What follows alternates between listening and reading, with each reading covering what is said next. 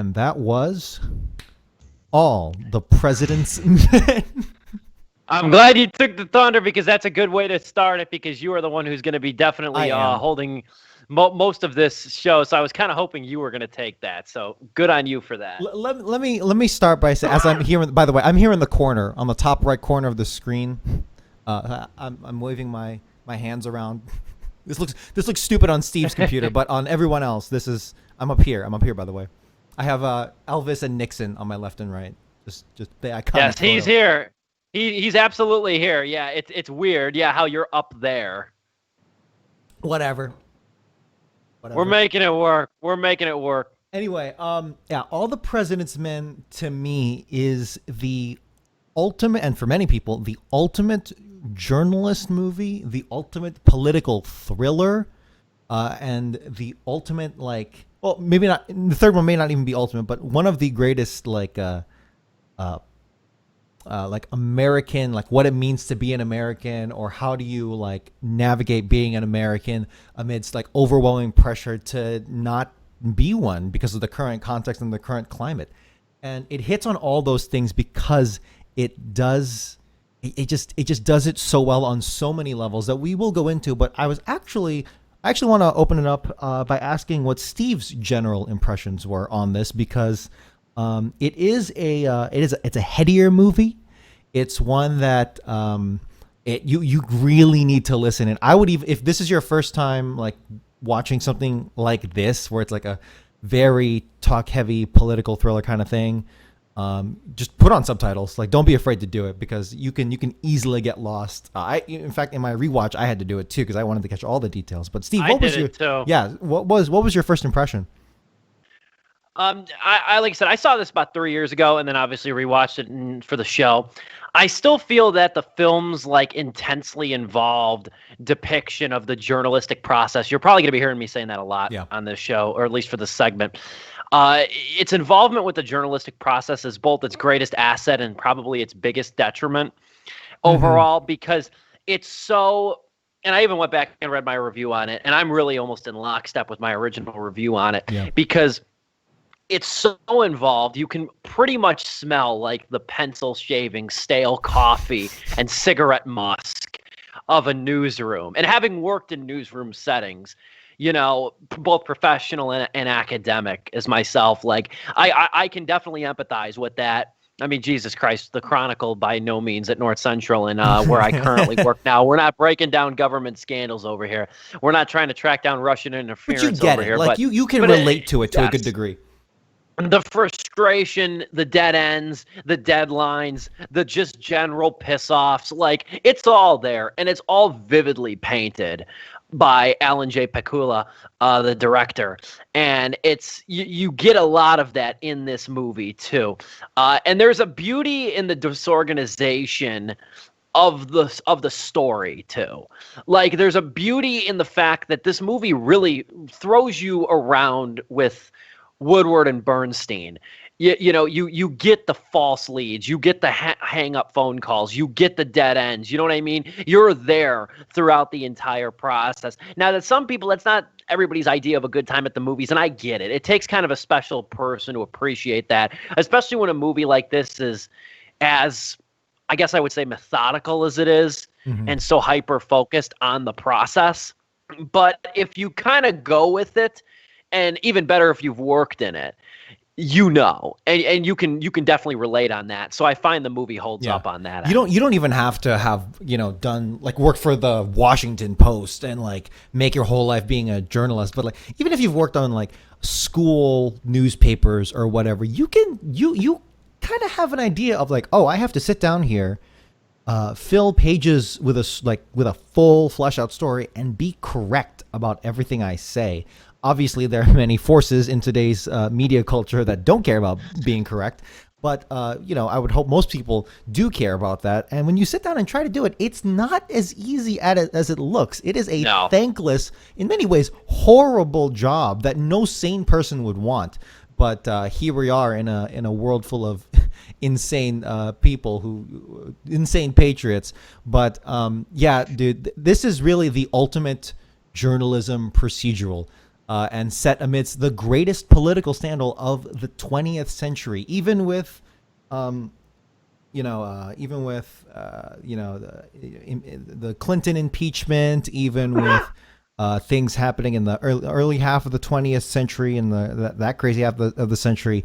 The Watergate scandal truly is the grandpappy of all political scandals, at least in the modern era. I would argue to say in all of American history, but in the modern era, hands down. Nothing that, well, maybe not nothing, but I would say a lot of things that are scandals in Trump's world cannot compare to the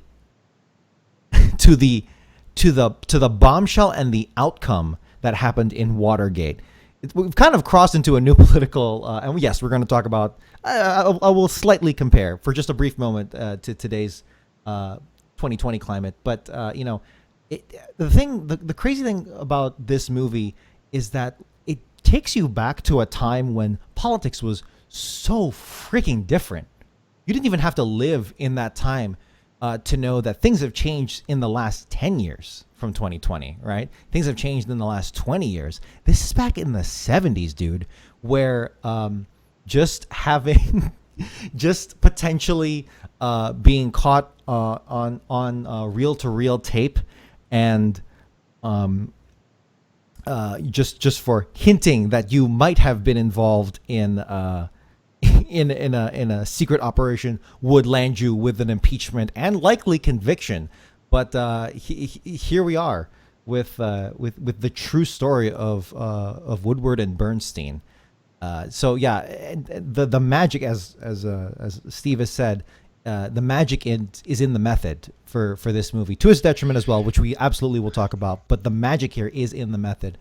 It's the ultimate journalism procedural. Entire scenes are dedicated to procedure and infighting, like those scenes with Ben Bradley and Harry M. Rosenfield, where they're arguing in the editor's office, trying to go like, are you sure? Is this ready? Can we pull the trigger? No, it's not enough. We need to make sure.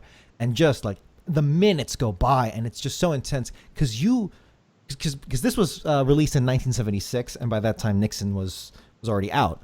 So you know how it's going to end. And, you're kind of yearning to just get there, to pull the trigger, to get in on this. But it takes a long time for it to get there because they have to get it right. And Steve, would you even say that you relate to some of those in-office arguments on how getting a project ready or just getting things done? I think you can relate. I think we all can relate to that, right? Yeah, I'm not gonna lie. Speaking in the journalist settings in which I've worked, I was never breaking hard news by no means. No, I'm a columnist by nature, or I'm a editorial writer and stuff like that. I like to write about fun stuff. You know what I mean? I'm even yesterday watching the polls close and the election results trickle in. I am so blessed and grateful that I made my passions in life radio, movies, and music, as opposed to polling or politics or political science. Those are for people I for one can't imagine going down that road of political science or anything. So I am very grateful I've made the life choices that have kept me out of that sphere and has left it up to the more popular or to the more talented folks. But moreover on that, no, I could definitely relate, at least even if nothing else, even sometimes as an observer and seeing that, especially in a college setting too, because I've known people and I've worked closely with people who have broke stories. I mean, just even on school spending, in our college specifically, the president's cabinet and stuff, stories revolving around that. And that's bombshell stuff. And you also, too, and this is how it ties in kind of in with the contemporary landscape, too. I mean, Nixon, even before Trump, and Trump's always attacking and lambasting the media, Nixon did that first. He was really another crusader of the fake news media before that was really even a term and stuff. And you get that, too, because I always say this too. I always go back and say this: America was built to withstand crappy presidents, the electoral system, number one, and just the separate branches of government. America was built to withstand crappy presidents. It wasn't built. This country was not built for the rampant distrust of the media. No. And that's where it gets scary. And that's why you even see it too, like with this journalistic process. I hope people who watch this movie, especially in the modern day, see these like the ethical implications of leaking or breaking big news like this, because these conversations do happen. Yeah. And it's not just like to smite one party. It's about really getting down to the transparency and the truth. You know, there's always going to be bias and whatnot, but it's really above all is about that, trying to break the news and report the news in the most ethical and accurate way possible. Any credible journalist that's going to tell you that. Yeah, for sure. And All the President's Men really pulls back the curtain on that process. Even though some extraordinary things did happen in the Bernstein and Woodward case here, every journalist can say, yep, I know what it's like to master that phone technique where I'm writing stuff down, asking the right questions in the right order, gauging the interviewee, making sure they're not irritated, or if I am irritating them, making sure I can get as much info as possible so that I can get 20 different leads that I can go in any direction, maybe even get someone on the other line so that they can, listen in while I'm doing that too. And totally. It's just so fascinating how deep the movie explores that. The waiting, my God, the waiting in this movie. The scenes where our two hero reporters are in the library. I think they're in the Library of Congress, and they're just sifting through calls and in and outs. This isn't voicemail, ladies and gentlemen. These are cards. These are documented cards that they have to sift through for hours, and it shows that to a good degree, of course, in montage, but you feel that. The garage meetings in the wee small hours of the morning, waiting, until 4 a.m. so that you can meet with your contact. It is grueling work, and to its beauty and its detriment, you feel that exhaustion by the end of this film. So without a doubt, the method here is front and center, and I think it's an inspiring movie. I think every journalist that wants to pursue bigger and greater things, they will watch this movie, and many of them have been inspired.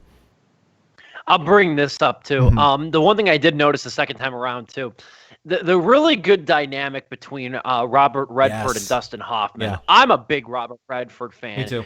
I've seen damn near everything I've seen with Redford. I've loved dearly, or I've really liked at the very least. It kind of reminds me of not really reminds me. He is one of those classic Hollywood actors, and another guy I really like a lot, Warren Beatty. He reminds me a lot of that. These suave, charismatic, uniquely handsome and interesting actors too, that can just embody so many different roles. I noticed this time around though, with All the President's Men, the great dynamic between Woodward and Bernstein, where they're both type A, personalities too, and they're frantic in their own journalistic ways, but they slowly realize, even through budding friction, the kind of friction you have with coworkers or your work husband or work wife, for lack of a better term, they slowly realize that in order to get anywhere, they need each other. And both of their credibility is on the line with this story, as well as just a huge, you could tell they thought it at the time, but even just the political landscape kind of rests at their feet for a certain period of time, and they got to get this right. So you see these two reluctant people who are both individualists, because journalism is really kind of an individualistic job in a lot of ways. You spend more time by yourself than you really do with others, because it comes down to writing and news gathering, and it's process oriented. And as somebody who's type A myself, I make everything a process. I know that my friends tell me that all the time. I make everything a process. You should see my desk over here. But anyway, you see it though, they start working collaboratively, and I think it's anchored really well and effectively by two great performances in Redford and Hoffman. For sure. Robert Redford captures the youthful hunger of a newer reporter, despite being 40 years old already at the time of the film's release. Meanwhile, Dustin Hoffman, as Carl Bernstein, captures the essence of the sloppy yet effective journalist without really being a caricature. Somehow he comes off as older almost than Redford, even though he's clearly younger. But it just works. With Hoffman particularly being just sloppy yet effective, which is a cliche in and of itself. He either was a part of the cliche's beginnings, or he just managed to navigate it really tightly. Robert Redford also led the charge for a lot of this movie's production. He was just in love with it. He's very much involved in politics too, and he's been in plenty of political movies, including The Candidate, and so many others during his. I actually just watched one closer to the start of the pandemic. Actually, this one nobody remembers, with Tom Cruise and Meryl Streep. It's called Lions for Lambs. I do not. I watched that on a whim just because it came out in '07. I remember when it came out, and it looked kind of interesting. I mean, I went back and watched it, Lions for Lambs. It's not bad. It's a little convoluted. The pacing isn't the best, but he's good. He's very esteemed. He plays a professor who's trying to talk this one student. He's trying to like have this meeting with this one student and stuff about like this student's future and such, because he's very apathetic and whatnot. Yeah. And it sort of intertwines a congressional story with it. It's not bad. It's not great by any means, but yeah, Redford has had a political background for quite some time, even just as an activist. Redford was even in the 2015 film Truth, where he played Dan Rather in the Killian documents controversy, which sunk Rather's career, and it was a huge scandal of really just a sad case of not great journalism. So that he's very much involved in that sphere politically as well in real life. And that also made him. That's also why his appearance in Captain America, the Captain America movie, that's why he was chosen for that role, and why it worked so well. People like to say, "Oh, Captain America: Winter Soldier, that was a political thriller." No, it wasn't. It was an action superhero movie with plenty of explosions, but it had that tinge because Robert Redford, he's got that presence, man, and he's got that history of doing that stuff. And that's the thing I can always appreciate about Marvel movies. Plenty of problems with them, don't get me wrong, but they know how to pick the right people for the tone they're going for. Yeah, and I'll tell you right now, I'll be the first to admit I've watched more Redford movies than I have Hoffman movies, but I've seen a handful of Dustin Hoffman films, and he's cool. He's got this. You see it on display here. He's got this youthful exuberance to him in a lot of movies. Like, I'm a huge fan of The Graduate. I'm a huge fan of that one, and I also really like, his sort of kind of boyish charm in a way, for lack of a better term. He's a lot of fun, and he's a fun actor to watch. And both of these guys are at their best in this. I mean, there's a reason that this is one of the crowning achievements of their acting career. Another good one with Dustin Hoffman, too. It took me a second to remember it. Midnight Cowboy, another good one. Oh, yeah, for sure. I'm walking here, Rizzo. Of course. Yeah, Ratso Rizzo, and one of the best uses of any song in any movie, and Harry Nilsson's Everybody's Talking, but that's neither here nor there. And we could just keep talking about their whole filmographies, but bringing it back to All the President's Men, the intensity of the actors and the characters in their in what they need, what they know they have to get done, because there is absolutely something there, and that intensity is so palpable. The two big hits there, technically more than two, but the two general hits of intensity for me is the scene between Hoffman's Bernstein and Judy Hoback, the character of Judy Hoback Miller, played by Jane Alexander. Essentially that interview scene where Bernstein has finally found someone who is willing to talk, albeit extremely reluctantly, so he just has to ease himself into it and just try to, okay, you don't have to say yes, no, just nod, or just really talking her through this as gently as possible, which is another beautiful display of how to be a journalist, or just the method behind the madness there. But the intensity is so damn scary, because looming over these men and everyone involved is President Nixon, right? And the threat of something a true conspiracy. We usually associate conspiracy with conspiracy theory and things like Area 51, aliens abducted me, or whatever, fake moon landing, whatever. But there really are genuine conspiracies out there, with Watergate being a real one, and a lot of others. But in that scene in particular, I don't know. What did you think about it? Because the way it just kept going after the way they had already gone through so many shut doors, slammed doors in their faces, it hit me like a brick watching it again. Yeah, no, I agree. I mean, if anything, it shows looking at it externally, like That's kind of what I do when I rewatch movies too. Like, you don't know how they're gonna, first time around, you don't know how they're gonna go and stuff like that. So you're focused very intimately on the characters and the situations and the plot developments and stuff.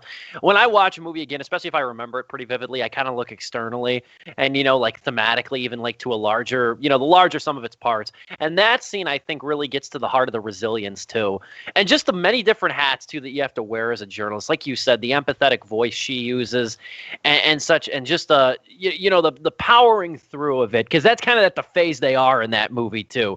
Is like they're almost trudging along to try to get this story out and get the facts cleaned up and such. And it's been an exhausting process, even by that point in the movie. Yeah. Even by that point in the movie, man. I mean, and I gotta say this too. This isn't a criticism. It's just a fact.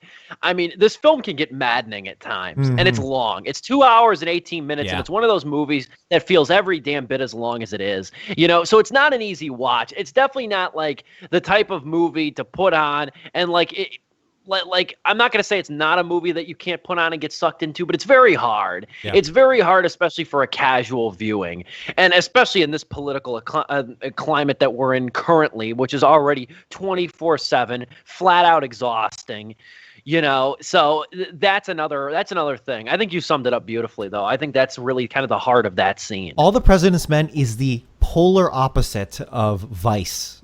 With Dick Cheney and Christian Bale. The polar opposite of Vice and Big Short, where it's like those movies are trying to be the anti All the President's Men. Like, this isn't your boring politics movie. Yeah. No, we got montages, we got people looking at the camera, we got all that stuff here, baby. But let me chime in on that though. Let me add to that, because it's a good thing you brought that up too, because like I like The Big Short a lot. I was not high on Vice at all, But I'll say this, though. Like, I mean, The Big Short, I think I liked the most because I hadn't seen anything like it. By the time Vice came out and I was halfway through that, I wanted to slap Adam McKay with that style. Yeah. But, like, no, moreover, though, like, it's interesting because this movie, came out in the 70s and stuff, and All the President's Men came out in the late 70s, and it fit the climate of the time. Like you were talking about how you could feel how different politics was. The Big Short, and mainly Vice too, because I mean, The Big Short came out when Obama was still in office, and Vice came out a couple years ago. Obviously, Trump was in office. The difference, though, is that like those are political movies that are made now. This fast-moving, ever-consuming culture that now incorporates social media too, and it's almost reflective of that. Those movies, the high-speed, constant social media. Like, I joke with saying this, but I've told friends this before. I wake up every day and I look at my phone and I think in my head, what are we pissed off about today? What's today's crisis? What's today's crisis? Like, and that's kind of how those movies are reflective. They're reflective above all of the culture and just the fast-moving, notion and the immediacy of everything, especially when it comes to media consumption and politics. To think back to a world, I don't know about specifically the 70s, but certainly the 50s, we'll say. To think back to a world where there were literally only 3 channels, and like the news was on for like a half hour or an hour at 6 p.m. and that was it. And you just had to like wait until the next day for like a newspaper or tomorrow's broadcast. Yeah, right. You cannot imagine that in today's world.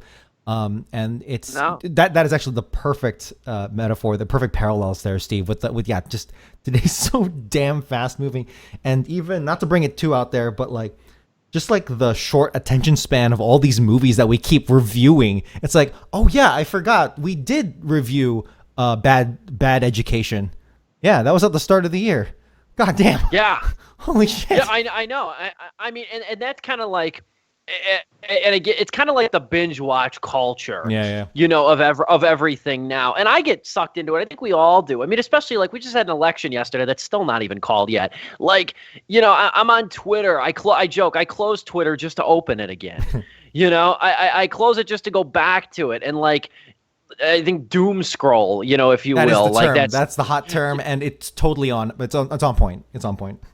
It is, and then you start going into the comments, and that's even a greater cesspool and stuff. And it's like yesterday, I really tried to stick to like NFL trade deadline news, and that was a total bust anyway. But no, it's just this binge watch culture. I mean, you even see it like too with people how they consume like TV shows and stuff. They race through to finish this TV show, and it's like I gotta have more, 13 episodes. I gotta, you know what I mean? Mhm. You know, they're like hyperactive squirrels in terms of like, you know, just how much they consume, but you can't even really digest what you're reading. You can't, there's no time for critical thinking. I guess that's what I'm trying to say. Yeah, There's no 100%. time for critical thinking and critical evaluation.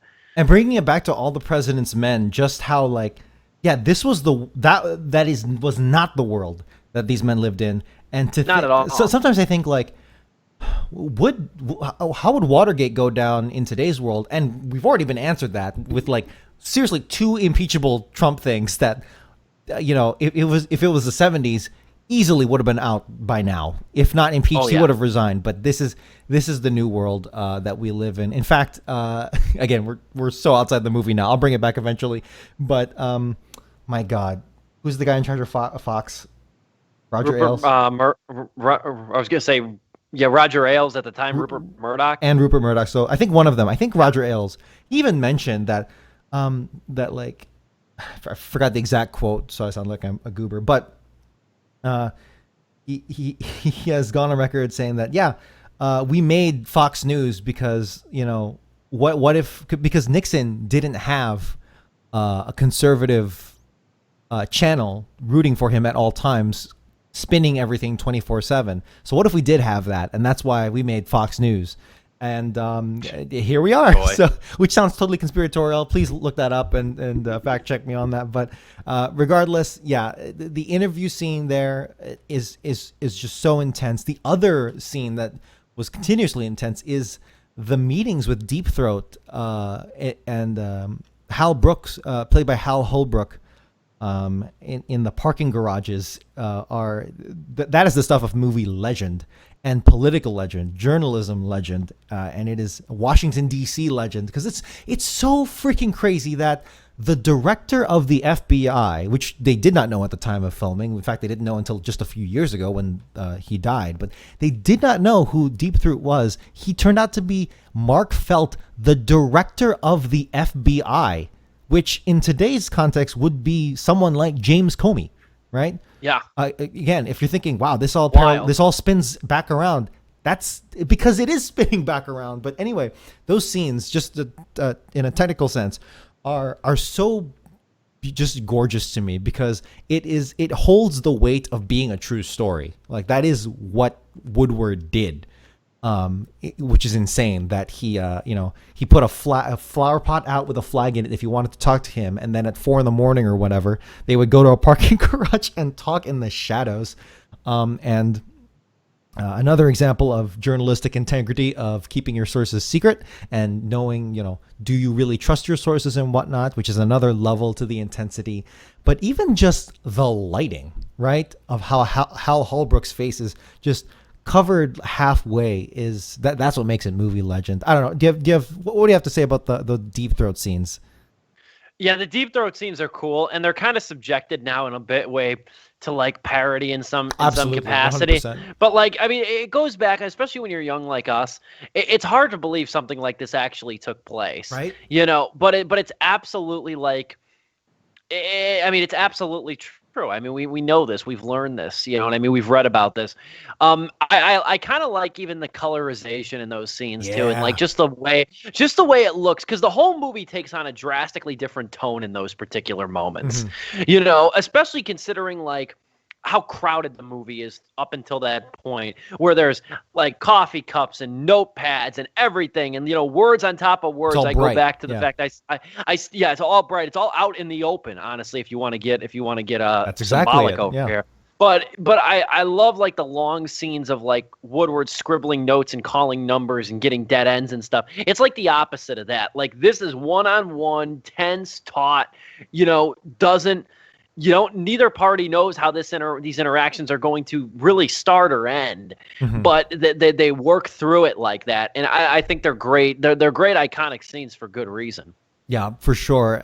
Even going into like other technical aspects of the film, there is there is a technique in cinematography called the split diopter shot. I don't know if you know about this, Steve. It's where through use of a special lens, I may have watched a Nerd Writer video on this. There's a special lens that they have that splits it in a way so that you can have two things of different depth be in focus at the same time, and you can feel that in this movie. Because some movies try to hide it. This movie barely does it all, and to great effect. In like my favorite shot is specifically when you have Nixon. I think this is at literally the last scene in the movie, is when Nixon is being reelected on the TV in the foreground, and in the background you see Woodward and Bernstein typing away, and both of them are in focus, and just the contrast of Nixon celebrating and the two reporters just hammering away what it seems like at the lowest point.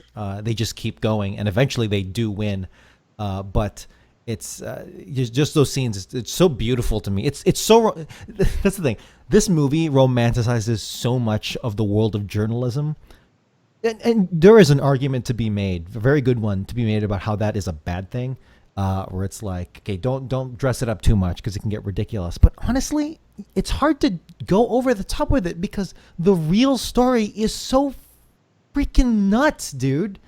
Yeah. Like the fact that the president did this, the fact that the president got caught, right? And he actually resigned. As Louis C.K. put it, it's like, yeah, there was a time when our president got caught, went on television, said he resigned, wept on TV in front of everyone, got on a helicopter, and just flew away. That's a Louis C.K. bit, and it's like, that is true. That really happened in the history of our republic. Just a stone's throw toss away. Plenty of people still alive who remember seeing that, and yeah. So with so much of the technique here going into it, and so much of it playing into what would eventually, in this movie, eventually kind of climaxes to the paranoia. Steve, the paranoia that happens in this movie is something else. And I think we might have a point of contention here, because to me, when it first started really creeping up, obviously there's that overbearing sense of being watched from the moment the movie begins. And that's fine. That's good.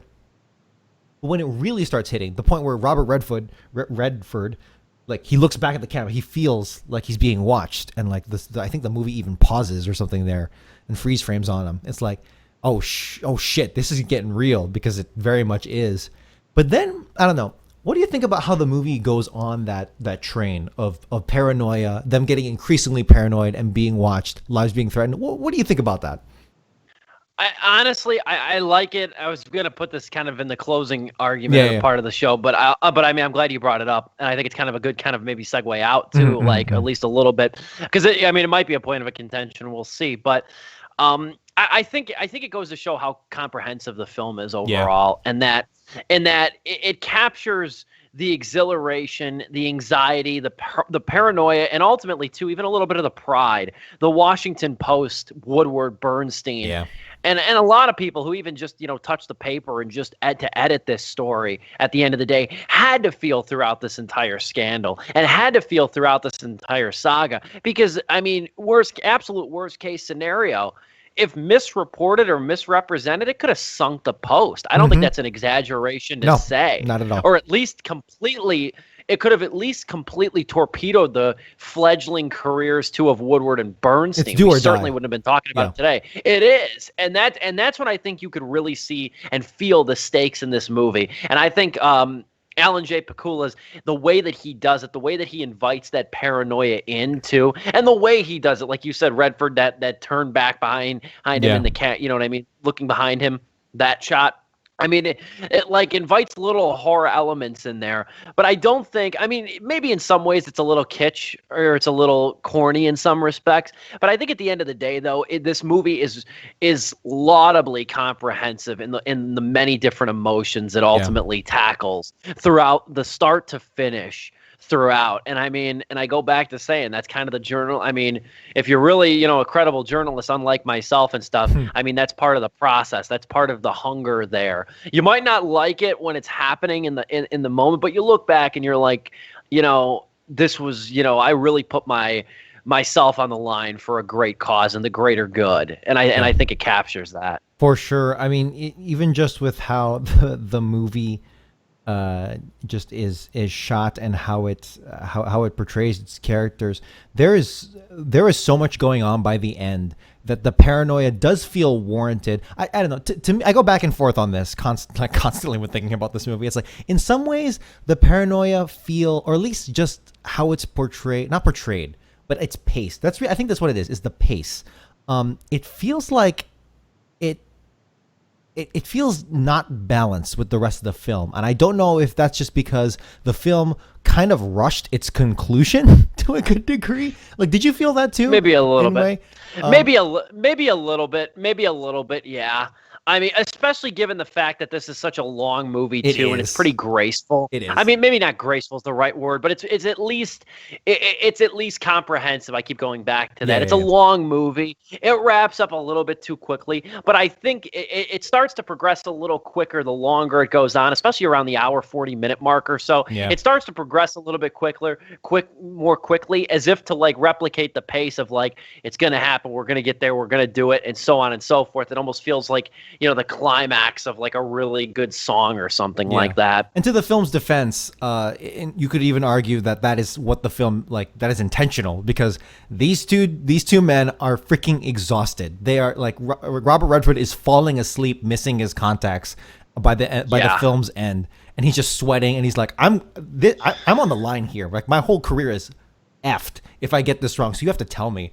And you definitely feel that too, for better or for worse, as well. So I know we're over time already, and we do have a lot to talk about, but I did want to close it out. We did start late. We did start late. But I did want to close it out here by saying that there is plenty of good journalism still out there.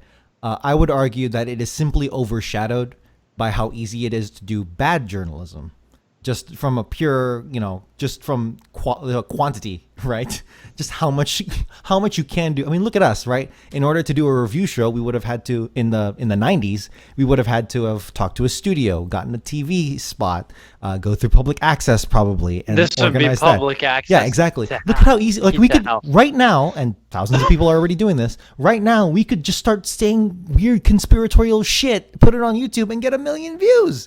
And we could do that, but that's just the power of media and the internet, and how easy it is to do something bad. But even then, there's still good journalism out there, believe it or not.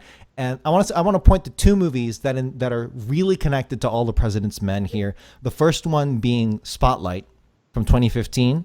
And in many ways is the spiritual successor to All the President's Men. Steve, did you watch Spotlight with Michael Keaton and Mark Ruffalo, Rachel McAdams?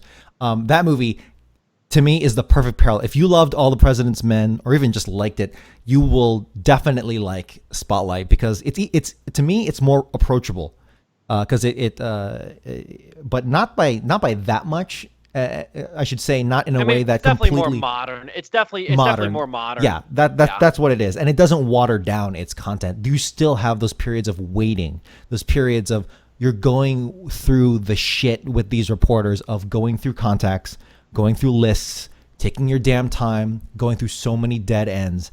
And Spotlight, to me, is the true spiritual successor to All the President's Men. On the other side of that is The Post from 2017.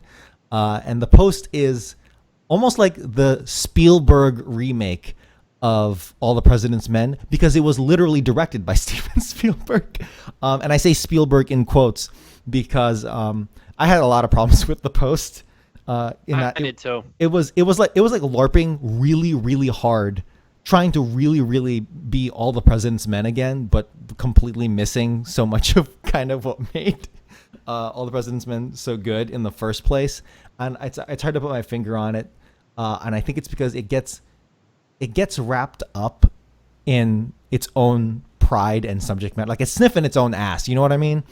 Yes. The Post is, and it, if anything, you kind of appreciate All the President's Men more in that they didn't do that, in that how it did conclude, which is why I'm hesitant to truly knock it off for kind of rushing its conclusion, because what would you expect? Like, did you want Woodward and Bernstein to be like, hey, good job, you two, here's a pay raise, and let's watch Nixon resign together on the TV, and like, is that how you wanted the movie to end? No. They chose something artful, and that's kind of what makes the post kind of infuriating to watch, despite it being a kind of a guilty pleasure in many ways. But yeah, I don't know. Steve, are we going to close this out with the rating? I don't know, because it's not a required viewing, because that would mean 4 out of 4 stars. What would you give it? I gave it 3.5 out of 4 stars when I first reviewed it back in 2017, All the President's Men, and I'm going to stick to that rating. I think it's appropriate even after a rewatch. Yeah, I liked it a lot. I mean, it definitely gave us a lot to chew on for the show, and I think you did a very remarkable job in leading the charge on this one too, Dom. Yeah, this movie, All the President's Men, is a 5 out of 4 in my heart. But just knowing how it's not for everyone, it can drag on, which, despite it being a strength, is also a weakness.